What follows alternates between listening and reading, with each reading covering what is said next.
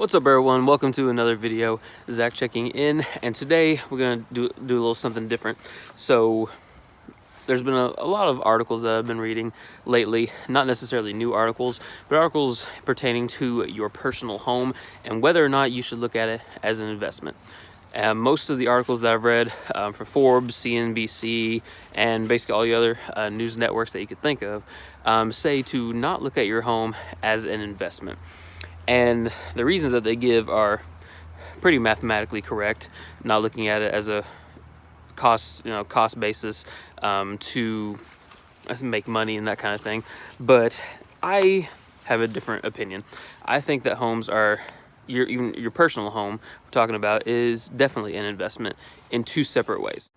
The first way that I see it as an investment is for the future. So say you're in your forever home and you're never going to leave. Well, you need to make improvements and upgrades to make sure that the home stays stable for you and your family for however long you plan to keep it, whether you plan on having your kids live in it and so on and so forth, or selling it when you retire. Then, of course, there's the idea, depending on the situation, that what you are going to do if you plan on not staying there. Now, me and my wife, for example, we live in a small town just south of Little Rock, Arkansas, and we do not plan on living in this house forever. We want to get out of Arkansas. That's the end goal. So I definitely look at this house as an investment to hopefully make some money on it whenever we do sell it. So to help us with the transition and just further investments in the future. All right, so for the meat of the video here, I'm going to show you, as per the title, the last $10,000 that we spend on upgrades for the home or preventive maintenance, depending on your point of view, but I will show those to you now. All right, so it might be a little difficult to tell as per having the phone here, or all of the leaves from all of the trees in my yard. But starting up from the back fence, the whole yard slopes towards the house. There's the burn pile, flows towards the house. And so the first upgrade here is, if you can see it underneath all of this, these are the rocks that are laying on top of the French drain that we have installed. And it starts here, goes all the way along underneath the deck here, and of course goes underneath the deck, which I had to take up, and comes out the other side. Now, the main reason that we got this is because, as with a lot of the houses in this area, we do have a crawl space, as you can tell from the vents. And the main thing is, whoever built this house was dumb enough to put the crawl space door level with the ground and make it that small.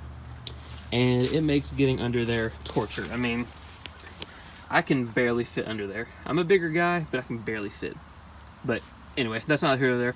I'm about to seal this bad boy up. Hopefully not have to worry about it ever again. So, moving along. So it goes underneath where the ductwork goes from the unit underneath the house. French drain goes under there. Got a little bit of trash to clean up, don't mind that. And the drain goes through here, and it goes underneath the fence and comes out. And here's where it comes out of the other side of the fence. You can see where the grass has been dug up for the drain pipe, and goes all the way down here. And it comes out at the end of the road. The drain comes out right here. And as you can see, this comes out right here, right into the street, and it's already made quite a bit of a difference, because usually after rainstorms it would collect up at the top where you were looking at, and all that water goes into the crawl space, and it's not a good thing. Now, just in case it's not obvious, the reason to get that French drain put in and to seal up that crawl space door is to keep water from getting underneath the house. Sitting water underneath the house with no proper drainage and ventilation will cause mold. Mold will eventually destroy the house, and it's a major health hazard if left unattended. So all that work took about 3 days to do. They had to bring out a lot of heavy machinery and everything. Cost about $4,600 when it was all said and done. But the stress coming off and not having to worry about it as much. I still want to get gutters, but most of that stress is completely gone. It's made going through the day a lot better. All right, and I mentioned wanting to seal up the crawl space door, and you might be thinking, why would you do that? You can't get underneath the house if you need to. Well, the next upgrade we had was some HVAC work done. They had to completely replace the entire system. Last winter we had some rodents get underneath the house, and yeah, they did what they do, and they chewed everything to hell. And it took us so long to figure it out because it was working just fine, but it was always running, and for some reason I never questioned it, but it was ridiculously hot this summer, so I just assumed it was that. But whenever we went to look under the house, because I wanted someone to check for mold, I opened the crawl space door and it was colder underneath there than it was in the house, so I knew something was wrong. But whenever they came to do the work, they couldn't get anything underneath the house, so they installed this bad boy here, this brand new crawl space door, and we'll take another look at it here in just a second.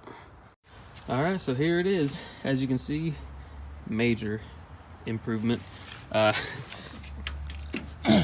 the other one. Let's open it up and get in here real quick.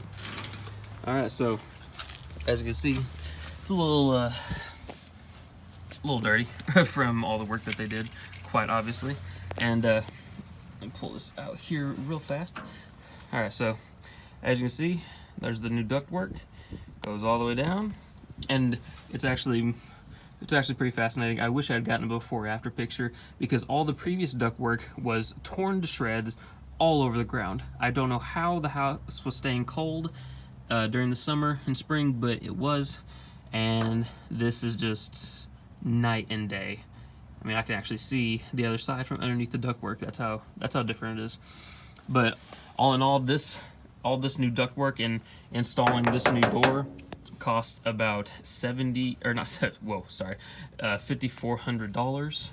And again, the peace of mind that I have knowing that this is here should last a while, and just the fact that our electricity bill should go down significantly is going to be worth it in the long run.